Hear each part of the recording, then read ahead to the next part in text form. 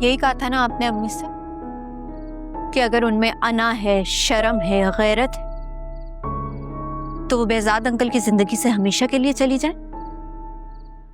आपने तो ये भी कहा था कि आप बेजाद अंकल की जिंदगी में हमेशा के लिए वापस आ गई हैं। कैसी बातें कर रही हो तुम? मैंने ऐसी कोई बात नहीं की है।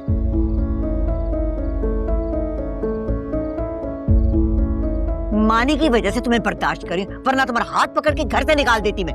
मानी, मैं बिल्कुल सच कह रही हूँ। अम्मी की जाने की जिम्मेदार सिर्फ यही है। निम्रा, अगर इन्होंने कुछ कहा भी है तो इसका मतलब ये तो नहीं है कि तुम्हारी मम्मा वाकई में चली जाए।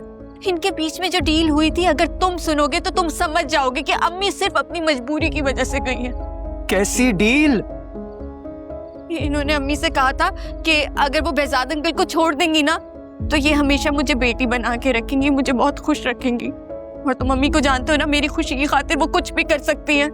तो उन्होंने अपनी खुशी कुर्बान कर दी और हमेशा के लिए मुझसे भी दूर चली गई।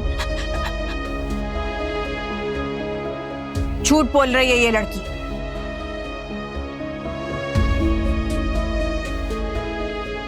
अच्छा, तो फिर रखे मानी के सर पे हाथ? तुम मम्मा की इंसल्ट कर रही हो, मुझे इन सबके सामने एम्बैरस कर रही हो। ये सिर्फ इंसल्ट ही कर सकती है। इसके घर से ना कभी सुकून ना इज्जत मिली।